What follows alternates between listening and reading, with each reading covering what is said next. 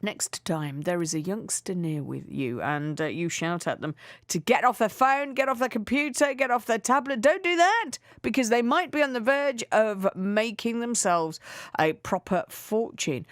Our next guest is a fellow called James, who started his business whilst a schoolboy and now moving in to his first office and having his first haircut since lockdown. His name's James Cousins, joins me on the line now. Where are you, James? Are you at home in Binley or are you in the new office? I'm at home. I'm not over at the science park. I'm sitting at home. A bit of a cheat day today, I think. I think that is perfectly allowed. How did it feel, by the way, having your first haircut? Oh, it was amazing. It was just the moment I've waited for like 3 months. My head feels lighter. I've got the same thing coming up later on. I started off looking like Boris Johnson. Now I look like a lion. I just cannot wait to get it all sorted out. It will be a momentous moment. Now, listen, James, it's an extraordinary thing you've done, starting a business at school, and now you've been able to open your own premises. Where did it begin? Where did the inspiration start?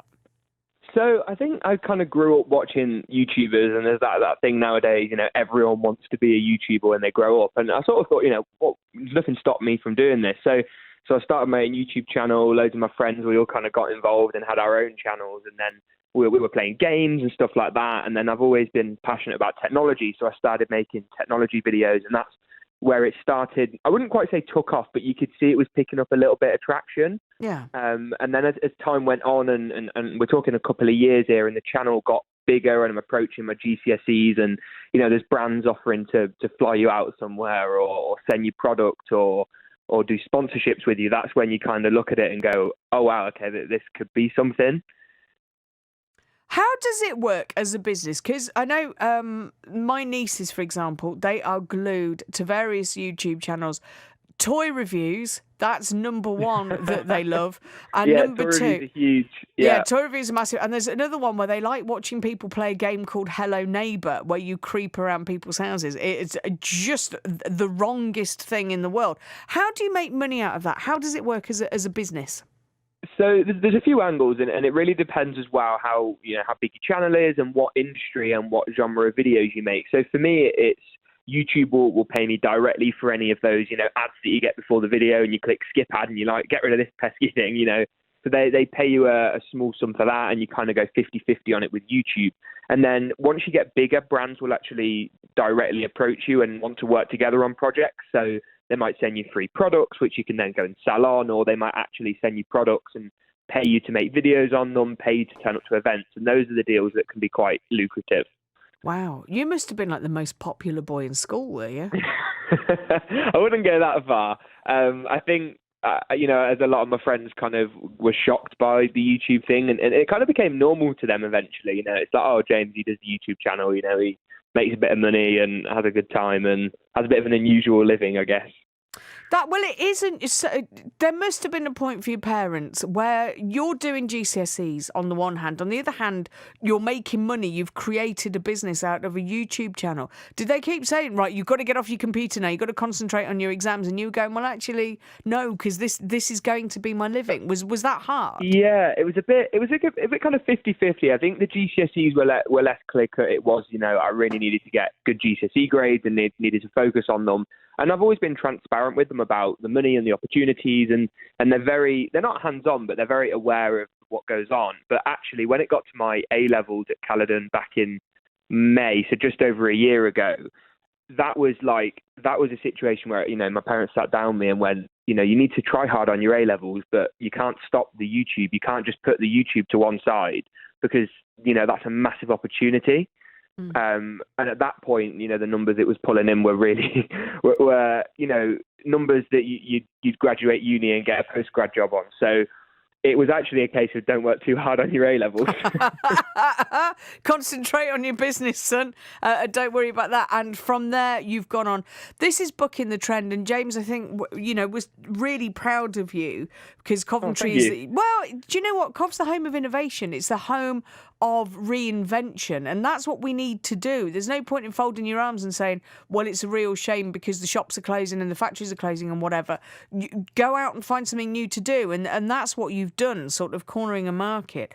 that moment where you get your own premises, how does that feel? You've properly landed.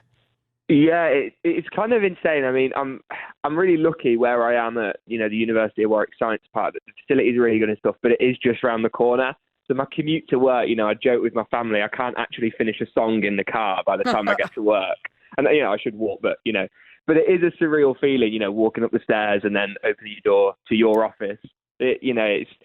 It kind of felt like a big turning point for me because I think it would have been easy to stay at home and make some good money and work from home and, do all that jazz. But what I want to do is I want to build a large social media content production company. And to do that, you have to take a bit of a calculated risk and move up to that next level, I guess, and absorb a certain number of costs before then I can hopefully take someone on by the end of the year full time and then grow the company that way. I wish you well with it.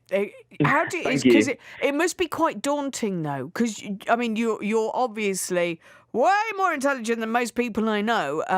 At the age of 19, and you've already sort of rolled the dice a few times, but this is risky in a difficult time in the world. So to take this on, yeah, it is. I think it's about this was. I didn't. My timing wasn't great. I moved in 2 weeks before the lockdown hit, which was not planned.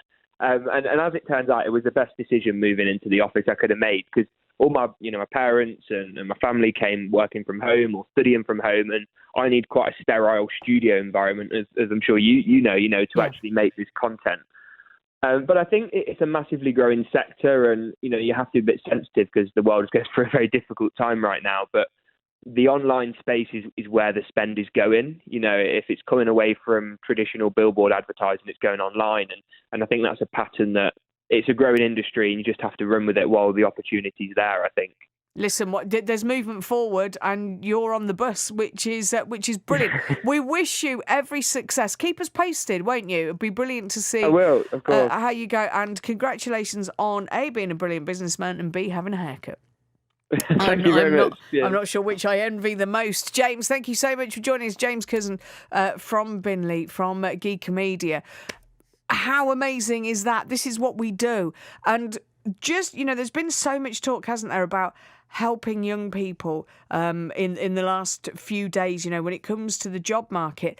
That's what we should be encouraging. Let's not look at sort of, I don't know, it doesn't all have to be about service industries, does it? It can be about innovation, about setting up on your own, using your own ideas. After all, who knows best what's going to be fashionable next than the people who were there to be fashionable? The young people. He's incredible. We love James. What an ambassador for this city.